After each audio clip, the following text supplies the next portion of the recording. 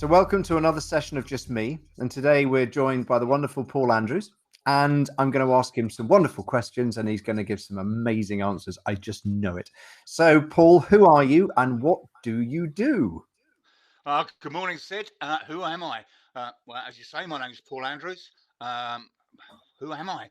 I'm an old bloke. I'm a dad, a granddad, a businessman, a failed sportsman. Um, uh, yeah, I guess I'm gobby. Um, Brilliant. uh, and I would say that probably most people would say about me, I'm a storyteller. Okay. And some of my stories are almost a little bit almost true. Love that. Love that. Almost, yeah. Almost. So that's me. These days, I'm an entrepreneur. I'm a businessman. I have 9 businesses Wow. um, in a range of different fields. Most of them are in digital media or in technology in one way or another, apart from Fruitworks. And Fruitworks is a community hot desking space that I own in the city of Canterbury, And is that where Scotland. you live, Canterbury?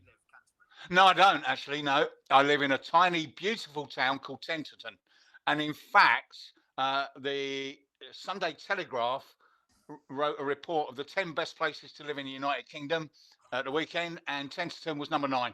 Whoa. Yeah, Whoa. and one of the reasons it's so nice is because you can't get anywhere from here. It's we have a railway station, but it's a steam train. Oh. There are no other public transport links to anywhere. So it's on the edge of Romney Marsh and it's fairly remote, but it's a beautiful town. It's very tiny. And my businesses are in Canterbury, Maidstone, Dymchurch, Ashford, Marden, and they're all in Kent. Well, mostly all in Kent. Um, but I don't live in any of them where I've actually got an office or a shop or a premises. So yeah, Brilliant. yeah. Brilliant. Love it. So, how did you get to today? So, where were you born? I was born in West London, Okay. in Fulham, uh, in the days when it wasn't a particularly salubrious place that it is now. Used to be quite Um, a quite a colourful place, didn't it? yeah, it Fulham. was. Yeah, it was. The Clem Attlee estate was my stomping ground. Wow. Nowadays, the houses and flats around there start at £1 million. Wow. When we lived there, we were all going, we need to leave this and go somewhere nice.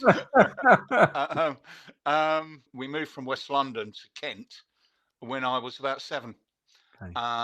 And we moved from Fulham to a tiny, tiny village, as it was then. It's a lot bigger now, but then a tiny village called Bearsted on the outskirts of Maidstone. And as a 7-year-old, it was a revelation. It was so different as to be Wow. unreal. Wow. And in fact, bizarrely, the year we moved, 1962, was one of the worst winters Kent has ever had. And as a 7-year-old, it seemed like we had about 10 feet of snow. Um, so it was absolutely unbelievable. I don't think I'd seen snow before in London, or if Wow. I had, it was, a light dusting. But, Yeah. jumping out the back door and disappearing in a snowdrift was unbelievably different. So, yeah. That's fantastic. Yeah. So we moved to Kent. I grew up in the Maidstone area. Um, I failed my 11 plus, luckily, and and went to a secondary school, a boys only secondary school. Um, and I went there a couple of times, but it wasn't really for me. So, Um, school wasn't for you. nah, me and school never got on. We really didn't get on. Um, I just found it a bit weird. Why they kept asking me things. They kept asking me questions that they knew the answer to, and I didn't want to know the answer to. And they kept asking me, and I go, well, why would you keep asking me for? I don't care. I don't care what the square of the hypotenuse is. I really couldn't give a stuff, mate. um, Brilliant. Brilliant. so yeah, um, I didn't get on at school. I left school aged 14 years and 11 months, and on the day I left school, I went out the back entrance to the school, and opposite the back entrance was a paper mill. Hmm. Uh, And just as I walked out, they were nailing up a sign that said "Help Wanted." So I walked across the road and said, "Go apply for the job." And they said, "Yeah, come back this afternoon. The foreman's doing interviews." There were 5 of us at the interview. I didn't even know what the job was, and they lined us up against the wall. And I was the shortest at 5'1". I'm 6'2" now, but back then I was 5'1". I was the shortest, so I got the job on the grounds that I was the shortest. And it took me a while to find out why that was relevant. And when I started, the reason it was relevant, it was my job to crawl in the machine. You're going to love this. It was my job to crawl inside the machine while it was running. Wow. And grease and oil the bearings and smash the water rats with a mallet. And that was my job. And they couldn't afford to stop the machines running, so they needed someone small that could get in and out of the machine while it was still running. And that's what I did. Wow. How long did you do that for? I was there about 18 months, and I would have been there longer, but we hit the first miners' strike, Right. 1971, 72, and basically the miners went on strike for a 43% pay rise, and the paper mill was coal fired. It was all driven by steam, generated by coal. The mill went bust. We were all made redundant. Wow. Wow. And then what did, so that's amazing. I mean, imagine that. I mean, you would never be able to do a job like that these days. Well, you could do it. No, absolutely. No. Yeah, you wouldn't. And the funny thing was, it was actually, I really enjoyed it. It was a weird job, but I'm a nosy kind of person. And one of the beautiful things about the paper mill is it had been there a couple of 100 years. Wow. And there's a thing called a dandy roll, which is what you use to put watermarks in paper. Okay. And they had a dandy roll room going back 200 years of all the watermarks they'd ever put in paper, and some of it was brilliant. They used to put the watermarks in money, in the old white £5 notes and stuff like that, and all the dandy rolls. I was fascinated by it. I've always loved history anyway, and I was just fascinated by the whole thing. And the mill was owned by a chap called Major Pitt, who was the great grandson of William Pitt, the Prime Minister. Wow. Wow. That almost sounds like a kind of a clanger's name, doesn't it? Major Pitt. Yeah, exactly. Yeah. I was hilarious. I got loads of stories. The mill itself is now a business park. Gosh. And the chap that owns it came on my radio show a couple of months ago, and it was brilliant, because he was saying, well, what was he had a map of the place. Well, what was there? Oh, that was the dandy roll room. Well, what was there? That was the beta room. It was a boys' club type of thing, where we all did mad things, and we all played football at lunchtime, and we all went barrow. There were big steel barrows on wheels, and what you used to do is stick someone in it and shove it down a ramp and stuff like that. Just just mad stuff that teenage boys do, and there were a lot of teenage boys working there. And as it happened, I also worked shifts. I worked 12-hour shifts, which of course would be completely illegal now. As a 15-year-old, I was doing 12-hour night shifts. Wow. So after so what happened after the kind of paper mill? Where did you go? What kind of career path did you use? Career path. Yeah. Loosely described that. Yeah, exactly. Back in those days, we just did whatever jobs were available. Wow. You go up the labour exchange. They give you a card. They go and work there. So you go and work there. So the next thing I did is I worked for a motor factor, and I was making up brake shoes for cars and hydraulic pipes. Wow. For a little motor factors, and it was okay, but it wasn't really doing it for me. And I basically had this revelation. I thought, you know what? I was working there in the winter, and I was working kind of semi outside, and it was blooming freezing every day. And trying to work with gloves on, make something fiddly was not easy, and I was getting very frustrated. And I just thought to myself one day, I need a job indoors. That's what I need. It's a job indoors. Brilliant. So I went to the labour exchange, and I said, I need to change my job. And they said, oh, okay, well, we've got a brand new career test And what it does, it assesses what you're suitable for. Would you like to do the test? And I went, well, yeah, okay. It was laughable. It was basically a multi choice test, and it said things like, would you prefer to mow a lawn, work with a disabled person, or add up figures in an office? Now, bearing in mind my goal was to be inside, I went, well, add up figures in an office, obviously. Yeah. Cool. and, yeah. And the next question was, would you like to work on a building site, or would you like to do this, or would you be happy making tea in an office, or making tea in an office? There was like 20 questions, and they were all the same. It was so stupidly obvious. It was unbelievable. They actually went away and analysed it, and they came back and said, you would perfectly suit an office job. Brilliant. Brilliant. Well, that's brilliant. Well, will you find me one? So I got a job working for Kent County Council in the supplies department, and they had this massive, and I mean massive, warehouse where everything was bought, everything from pens and pencils up to police uniforms, police cars, anything that the council bought for schools or the fire brigade or the ambulance, anything was bought by the supplies department and then shipped out. And my job was a stock audit clerk. So my job was to count everything in a warehouse. So what would happen is we'd get a requisition for a Panda car, and we go, right, Tunbridge Police Station needs a new Panda car, and they'd ring me out and go, we can't find any Panda cars, and we go, well, we should have two, so so the idea is that I counted all these things, and then made a report of what was missing, basically. That was it. I love Yeah. that. I love that. One of our Panda Yeah. cars is missing. Yeah. So and that was quite interesting because it came back to me usefully later. What happened then? By then I was like 17 or so, and like a lot of people living out in the country, at 17 it was a bit dull, and I thought, you know what, it's about time I went back to London.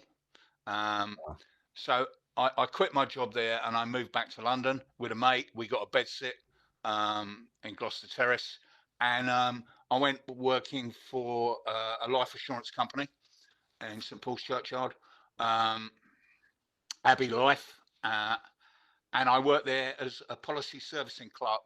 So my job was to explain to people why they'd lost all their money. Wow. So what was happening, people would take out a life assurance policy, but then a lot of them would try and surrender it after a couple of years and find that not only did it have no value, they still owed us money. It all got very nasty. Eventually, Abbey Life were done for it in terms of how they were mis-selling policies. But so my job there was to explain to customers how they weren't going to get back what they thought they were going to get back, which was not nice at all. And I got beaten up at least 3 times. Did you? Yeah. The one I remember most was a big Polish Marine. And he came marching into the reception area downstairs, and they rang me and said, one of your customers is here. Can you come down and see him? And I walked down the stairs. I walked up to him. I held my hand out to shake his hand, and he punched me in the face. Wow. And that hurt. So I didn't stick around there too long. That wasn't a nice place to be. And bizarrely, because I quit that job, I then couldn't afford the bed sit. So I thought I better move back home to Maidstone, my mum and dad's. And I got on a train to go back to Maidstone, and I bumped into an old schoolmate. And he said, what are you up to? I said, I just quit my job. I'm just going back to live with my mum and dad. And he said, are you playing football these days? I was a bit of a footballer when I was younger. And I was a goalkeeper. And he said, are you playing football these days? And I went, well, no, because I've been living in London. He said, well, our team need a goalkeeper. All right. He said, but it's a works team. You have to work for us to play for us. Oh, okay. Who are you working for? And he went, well, Kent County Council. I used to work for them. He said, yeah, but I'm working for the computer department. I don't know what that is. And he said, well, it don't matter. He said, because the computer manager is the manager of the football team. Yeah. And when I tell him, well, you got you as a goalkeeper, he'll just find you a job. Wow. So, okay. So I went for an interview with this guy, And all he did was say, well, who have you played for? Or Maidstone, what position do you know, goalkeeper, yada, yada, yada. So I thought this was a job interview. Yeah, don't worry about that. And we talked about football for most of it. And then towards the end of the interview, he said to me, so we'd take you on as a trainee computer operator. Do you mind working shifts? I went, no, I'm used to working shifts. And I said, so what do you actually do here? And he said, well, we run a computer and it kind of keeps lots of records of everything. So I said, well, I used to work for the supplies department. Did you? I went, yeah. I said, we had no records of anything. My job was to go and find everything. And he said, we could computerize that. So basically, one of the first jobs I got working there was actually using that experience by computerizing the warehouse and making picking notes and bizarrely, I took to that working in computers like a duck to water. It was the first thing that really kind of grabbed my imagination, and I thought, wow, I like this. And I worked in IT ever since, basically. So yeah. Do you want me to keep going? I've had loads of jobs. I can keep going if you like. So how do you get from working in the IT department? How do you then get that to 9 businesses? I'll try and be as quick as possible. But basically, what happens with me is I love to follow my nose. Okay. And I love to look at what's going on, and I love to ask questions, and I love to ask, how does that work, and how does that work, and how does that work.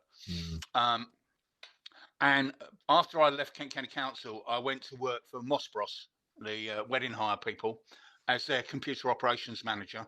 Gosh. And we built a network of all their stores so that we could have. Bearing in mind, this was the 70s, so it was very, very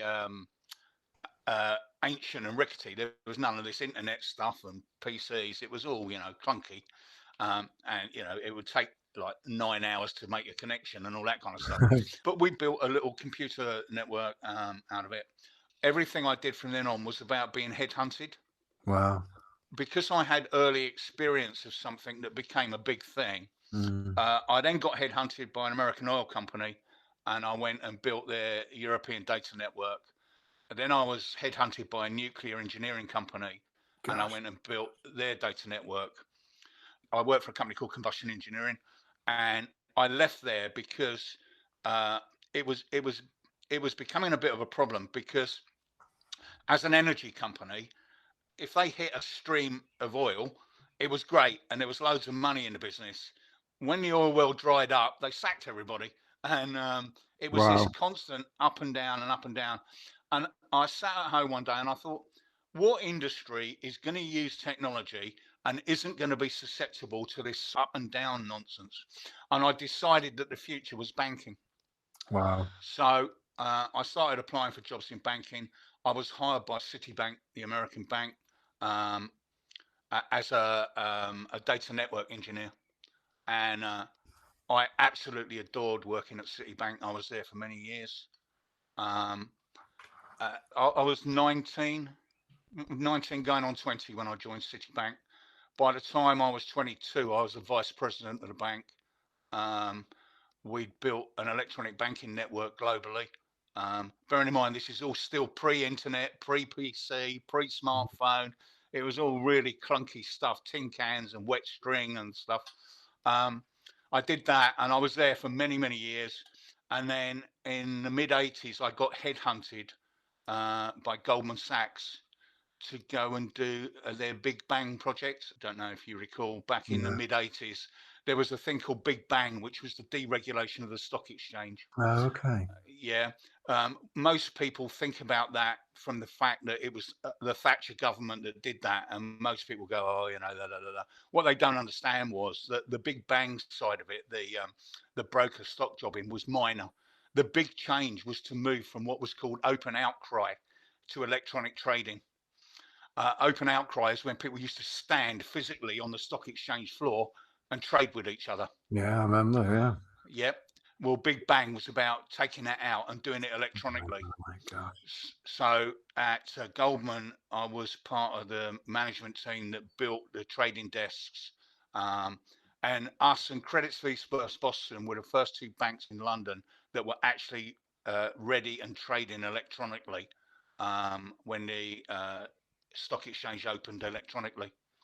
Well, of Wow. course, a lot of that then became desirable experience Mhm. because every bank wanted to do that. And my wife at the time, we're now sadly divorced and have been divorced for many years, but at the time, my wife was a city headhunter and she specialized in technology in the city. Wow. So I quit Goldman and I joined her, and we formed a consulting division in which we Gosh. hired ourselves out, or hired me out, to various banks to build their trading environments. And we were very successful for a number of years doing that. Wow. Um, I then got bored, as you do, um, and I started getting a lot of work as a management consultant. Because by then a lot of big corporates, the merge between their strategic direction and their IT was becoming totally immersed and enmeshed. Yeah, you couldn't run a big corporation any longer if you weren't going to do IT. Yeah. Um, so I did a number of projects as a management consultant, talking about business strategy, business IT strategy, and stuff like that. And of course, Chris, my ex-wife, and I were now running our own business doing that. And then a mate of mine that worked for me at Citibank approached me with a business idea that he needed backing. And it was for a membership based organization that were dealing with technical support, basically. Up until then, most technical support was, well, my computer's not working. Who do I ring? I don't know. Someone in computer department. And then, that was it. Well, it got to the point where everybody realized that was never going to work and you needed a proper technical support team. Um, so Howard, my mate, had formed this company that was a membership based company that supported people that worked in technical support. And what they did is they staged conferences Mm. talking about the issues around it. And the very first conference they staged was in Bristol, Mm. and it was a massive success in terms of ticket sales. There were like 800 people there, and they had a lineup of speakers all day. And of course, he invited me to go along and listen, and I was happy to do that. And halfway through the morning, he came to me and he said, "I need you to do me a favour." I said, "What's that?" And he said, "Our next speaker is stuck at the airport, so he's going to be a little bit late. Can you just fill in while we're waiting for him to come?" Wow. Yeah. Well, what do you want me to talk about? And he said, well, he was due to talk about Rack F. Oh, what the hell's Rack F? I don't even know what it is. He said, well, it's a security product. Well, I've never heard of it. And he went, no, it's new. I went, well, I can't talk about that, can I? And he said, well, surely you must be able to think of something. I went, what? Okay. So anyway, I walked on stage, and through my years of being a senior manager in IT, I knew that the one thing that drives everybody mad in management is how IT geeks are not people. Okay. Yeah, on the whole, and it can be quite daunting. So I just walked out on stage, and I went, hands up, all those people that have problems getting their techies to talk to their users as if they were normal human beings, because Bless 90% of the you. hands shut up in the room. And I just chatted around some of the issues of managing people and looking at how you do that kind of stuff. And then out of the corner of my eye, I noticed Howard giving it the cutthroat signal that my time is up. So I go, well, thank you for listening to me, ladies and gentlemen. Our speaker has now, and he's going, no. I go, I don't know what's going on. I'm going to get off. Howard's going to come and tell you. So I got off the stage. I went for a cup of coffee, and Howard came up. I went, what's going on? He said, yeah. What I didn't tell you was that the speaker was stuck at Frankfurt Airport, not Wow. Bristol Airport, Wow. and he never turned up. And the next speaker was late. So basically, you were speaking for 2.5 hours. Really? Wow. Yeah. He said, but great. Anyway, so I'm right. Okay, don't ever do that to me again. Anyway, I'm standing there having a cup of coffee, and this chap came up to me and he said, I really enjoyed your talk. I went, oh, thank you. That's very kind of you. He said, is this something you do professionally? Now, this is me all over. I just went, oh, yeah. And he said, great, would you come and do it for our organisation? Wow. Yeah. And he said, how much do you charge? And I went, the usual. He said, I want you to speak for about an hour. Would £1,000 be okay? Gosh. Bearing in mind this was 1988. Mm. I went, yeah, I could probably manage that. Wow. Who are you? And he said, I'm the head of IBM UK. Wow. So basically, I went and did a talk to the team at IBM UK, and I never stopped working from then. For the next 12 years, I got gigs speaking all over the world at, first of all, at technical events, then at just management events. And I ended up by complete accident being a motivational speaker. Wow. Fast forward a few years into that, sadly, my wife and I got divorced and we decided to split the business up. So I launched a new business, which was a job portal. And that job portal is now 21 years old last year. And I've been doing that. And it's why I'm happy to call myself an entrepreneur, even though that's a bit grandiose. But basically, I just like doing stuff. And after a while, I get bored and like doing something different, which is why I've got 9 companies, basically. That is brilliant. So Paul, here's a question. So what are the things that kind of drive you? I mean, obviously, curiosity, all that kind of stuff. But what are the main things? Well, one of the very first things, there's a 15-year-old working back at a paper mill. There was a chap called Arthur Ells, and he was the night shift foreman. Back then, I had long hair. And one of the reasons I was asked to leave school at the time was because I refused to get my hair cut. Right. And being a 15-year-old under 5 foot called Paul, everybody called me Pauline. Yeah. Brilliant. Yeah. So anyway, Arthur called me over one day. He said, Pauline, I need to give you a bit of advice, son. He said, and this is it. He said, first of all, learn your own job, then learn somebody else's. Wow. Wow. And that piece of advice has stuck with me for my entire life. It is the most valuable piece of advice I've ever been given. It's the advice I give to everybody else. First, learn your own job, then learn someone else's. And I've spent my entire life doing that at work, finding out how to do what I do, then looking at what other people do and going, I wonder if I could do that, or I wonder if I could know how to do that. And the big thing is being prepared to ask daft questions.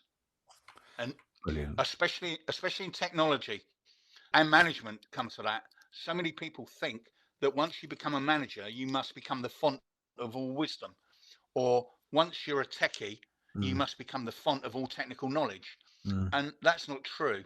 So I'm massively into, well, how does that work then? Well, how do you do that? How do you connect that to that then? And people go, oh, and explain. But I'm happy to ask the basic questions. I'm happy to learn stuff from the ground up. Brilliant. So what keeps you going, when things get tough? Because things do get tough, right? Yeah, of course they do. Yeah. And right now, things are the toughest they've been for many years because of all the things that are going on. What keeps me going? I guess I've done so many things that I'm fairly comfortable that I can adapt to doing something else if I need to. Brilliant. So if it all went wrong, what could I do? I could get a job working in a pub. I could do most things, one way or another, in terms of going and doing something. So on the downside, if it all collapsed, there are things that you could go and do to start again. And I've had businesses fold on me. I've had businesses be ultra successful. I've had businesses in between that have struggled, but kind of struggle on and just kind of make it. So I'm fairly comfortable with the fact that I can always find something to do. Brilliant. Brilliant.